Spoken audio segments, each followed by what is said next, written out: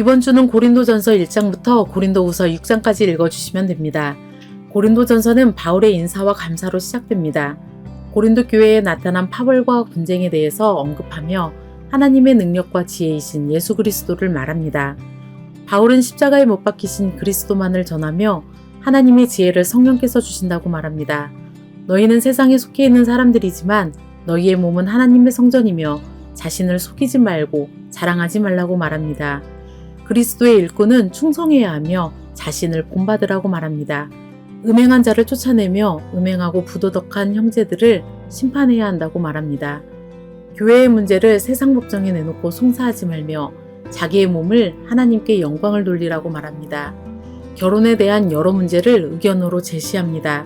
각 사람은 하나님이 부르신 위치에서 부르신 대로 생활하라고 말하며 처녀와 과부에 대해 여러 가지 권면을 합니다. 우상에게 바친 음식물 문제에 대해 권면하며 우상의 음식물을 먹는 것으로 믿음이 약한 사람들이 넘어지지 않도록 조심하라고 말합니다.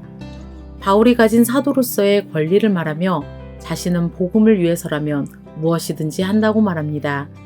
우상 숭배와 불평에 대해 경고하며 모든 것을 하나님의 영광을 위하여 하라고 권면합니다.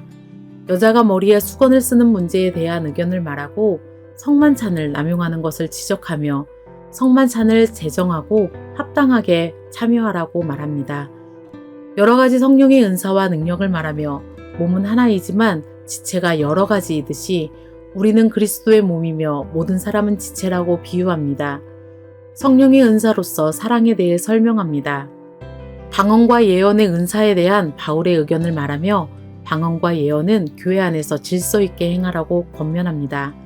예수 그리스도의 부활을 설명하며 주님이 오실 때 죽은 자들의 몸에 부활이 있을 것을 설명합니다. 성도를 돕기 위한 헌금에 대해 말하며 바울의 여행 계획을 알리고 마지막으로 권면과 끝인사를 마침으로 고린도전서는 끝납니다. 이제는 고린도후서입니다.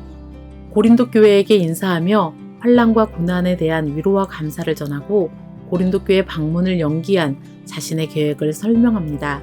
이전 편지에 대한 바울의 생각을 말하며 근심하게 한 자들과 잘못한 자들을 용서하라고 말합니다. 그리고 우리는 하나님 앞에서 모든 이들에게 구원의 향기라고 말합니다. 하나님이 새 언약의 일꾼으로 자격을 주셨음을 말합니다. 질그릇에 담긴 보배를 우리가 간직하고 있다고 말하며 예수님의 생명이 우리 안에 있음을 설명합니다. 우리의 겉사람은 낡아지지만 속사람은 새롭게 되고 있다고 말합니다.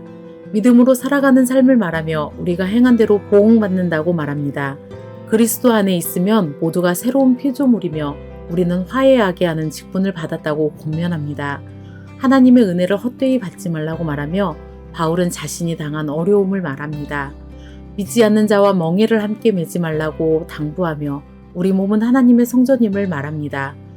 고린도 전후서의 바울의 권면을 기억하시면서 우리가 직면한 문제를 성경적으로 바라보는 은혜를 누리시기 바랍니다.